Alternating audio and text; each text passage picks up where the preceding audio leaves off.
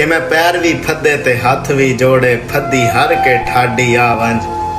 ओ परदेस ते देस विच फर्क होंदा ही जिद ना कर डाडी आ वंज।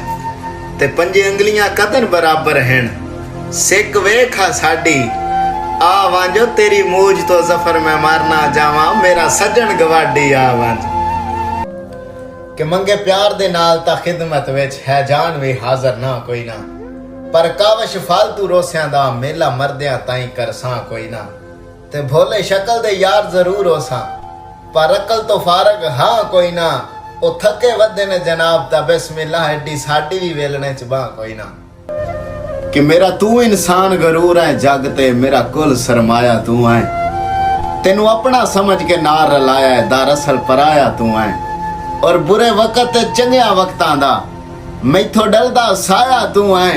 ओ दे बदबख्ता जिंदगी दा जदा काविश आया तू है। कि झुगी कखां दी ठीक है पत्थरां दा पक्का घर बनवा के की करना है। साडा घर जदा खुशियां लायक भी नहीं विच सजन वसा के की करना है। और जद शौक है बस तन्हाइयां दा वत मजमे ला के की करना है। असा कावश पित्तल दे गाणियां नू किसे गाले च पा के की करना है। अदाई के जिदे नाल भी लाइए दिल तो लाइए कदे वक्त गुजारी नहीं कीती। सानू मतलब नाल भी मतलब नहीं मतलब दी यारी नहीं कीती। ते तगड़ियां नू ललकार के रहा माड़े नाल माड़ी नहीं कीती। ओ जिदे नाल जो बह के खा लिया है ओदे नाल गद्दारी नहीं कीती। कोई चाड़ने फसलां दे अध विच नहीं छड़दे ओ बंदे चंगियां नस्लां दे।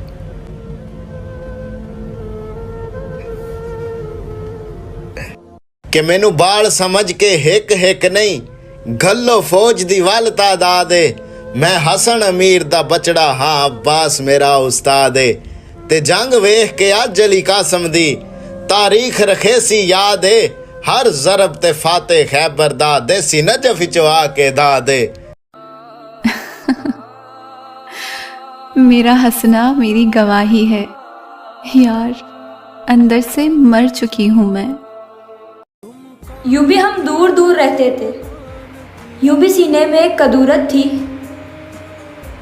तुमने रस्मन बुला दिया वरना इस तकल्लुफ की क्या जरूरत थी।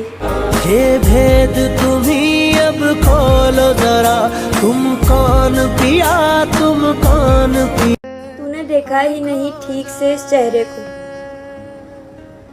7 झीलों के बराबर तो फकत आंखें हैं। मैं फिर भी तुमको चाहूंगा मैं फिर